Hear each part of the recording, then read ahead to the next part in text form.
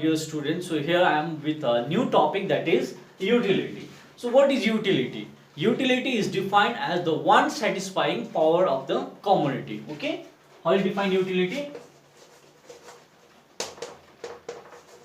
Utility is defined as the one satisfying power of the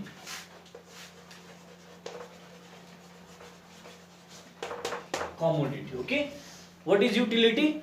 The one satisfying power of a commodity is known as utility, or we can define the utility in the another way also. Utility is defined as the level of satisfaction derived from consuming any commodity. So when we consume any commodity, we will get some level of satisfaction, and that satisfaction is measured in the terms of utility. Okay, so the level of satisfaction that we derive from commodity is nothing but utility. Now utility is the property. Okay, we can see that it is the property or the quality common to all the commodity, because that satisfy our needs, that satisfy our wants. So almost all the commodity possess some utility. Now I'll give you few examples. Okay, so book has a power to satisfy our need for knowledge. Okay, so book also provide us some level of satisfaction, because when we use book to increase our knowledge, so whatever the knowledge we get, that can be measured in the terms of satisfaction or utility. Similarly, food items food items has a power to satisfy our hunger. Okay, so that can be also measured in the terms of utility. Similarly, when we watch TV, okay, that TV has a power to satisfy our need for entertainment. So it can be measured in any terms. Okay, that is your utility. So whatever the entertainment we can get it from watching that TV, so that can be measured in the terms of satisfaction or utility. Similarly, as I have given you the example of book, when we read book to increase our knowledge, so that knowledge whatever we get, that will give us some level of satisfaction, and that satisfaction is nothing but utility. Okay, now next topic we have features of utility. Okay, next topic we have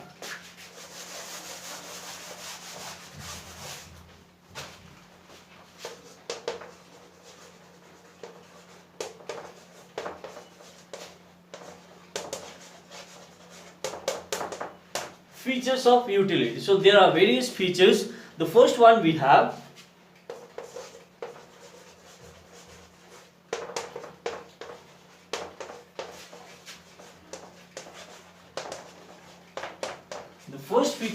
utility is subjective. Okay, utility is subjective. It cannot be observed and identified. Okay, utility cannot be observed and identified, so it varies from person to person. We can see that the utility varies from person to person, it varies from time to time, it varies from place to place. Okay, now why it is subjective? Subjective means it varies from person to person. Now I'll give you one example. Suppose say two person are there, A and B. Okay, two person are there, A and B. Now suppose say here is a plate of rice. Now the same plate of rice may fulfill the hunger or may satisfy the hunger of person A, but same quantity of rice may not be sufficient, okay, to satisfy the hunger of person B. One second, listen. Suppose this is your plate of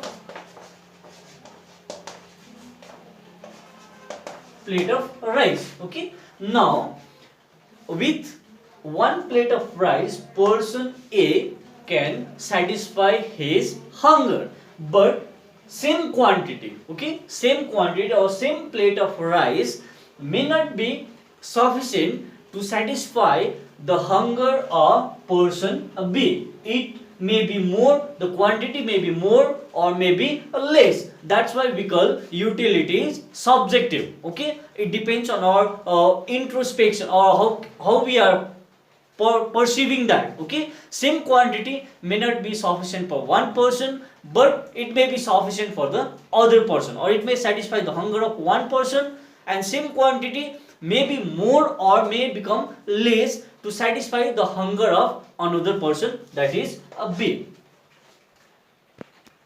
Now the second features we have, utility is not measurable. So what we can say that utility cannot be measured. Okay, measured in objective term, or it cannot be quantified. The meaning is that we cannot measure utility in the terms of number. Okay, we cannot say that the utility derived from apple is 60 unit, or utility derived from this t-shirt is 100 units. Okay, so what the second feature says that utility is utility, we can just order it, or we can rank it, that satisfaction from, suppose we are considering two items, apple and orange. Okay, two fruits. So we can say that the satisfaction from apple is greater than that of orange. Okay, or satisfaction from orange is greater than that of apple, but we cannot say that I got 50 units of utility from apple and 60 unit of utility from orange. Okay, no, we cannot measure utility in the terms of number. So we can say that the satisfaction derived from this apple is greater than that of orange, or we can say that the satisfaction derived from orange is greater than that of apple. So we can order it, okay, or rank it according to our preference. We can order it or rank it, but we cannot say that utility derived from apple is 50 units and the utility derived from that orange is 70 units or 40 units. No, we cannot measure utility in the terms of number. Now the third features we have, utility is relative. Relative in a sense that we can measure, we can measure the level of satisfaction from one person to another person. Okay, how it varies. So we can say that utility of a thing to a person depends on the intensity of desire for the commodity. Greater the need, greater will be the utility. Okay, greater the need, greater will be utility. Let's consider two persons, person A and person B. Okay, now suppose a person A is student and person B is a kid.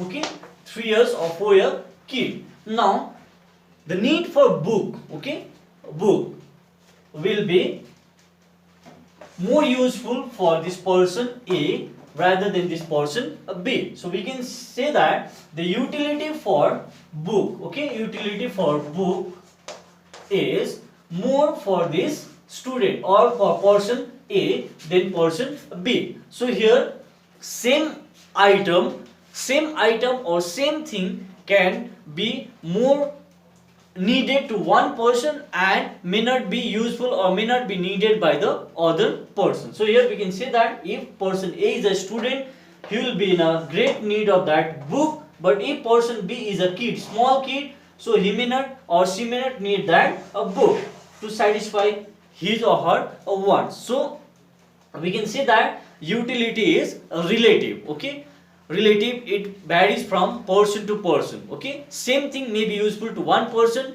and same thing may not be or may be less useful to another person. Now the fourth feature we have, utility is different from usefulness. Okay, utility is different from usefulness. So we can say that a commodity may possess utility even though it may not be useful. Okay, I'll give you one example. Suppose a liquor may not be useful to us because the one who is not consuming that liquor, for them the liquor is useless. Okay, that may not be useful and he may not get any level of satisfaction from that liquor, but it may satisfy the needs of the drinker. So we can say that though liquor may have harmful effect, okay, it has harmful effect, and the one who is not consuming that liquor, he will not get any satisfaction. But for the drinker, okay, the one who is a drinker, he may need that a liquor, and that liquor may provide him highest level of satisfaction. And but for the normal people, those who are not consuming, he or she may not get any level of satisfaction, and it may not be useful for that person also, but it may be useful as well as it may satisfy the need of that person who is a drinker. So we can say that utility is different from usefulness. The last point we have, no moral or legal connotation, means the utility has no moral, legal or ethical implication. Okay, so we can say that it is a neutral between good and bad, harmful and useful. So the commodity may be useful, may be harmful, may be beneficial for us, may be harmful for us, but it has no moral legal connotation or no legal or moral implications. I'll give you one example. The person, especially Sikh person, Sikh do not consume non-veg item. Okay, so it does not mean that egg or meat does not possess any utility. Egg and meat possess some utility, but the Sikh, or maybe due to some religious obstacles, some people are not consuming. Okay, and once they are not consuming, it does not mean that the commodity do not possess any utility. Similarly, I'll give you one more example.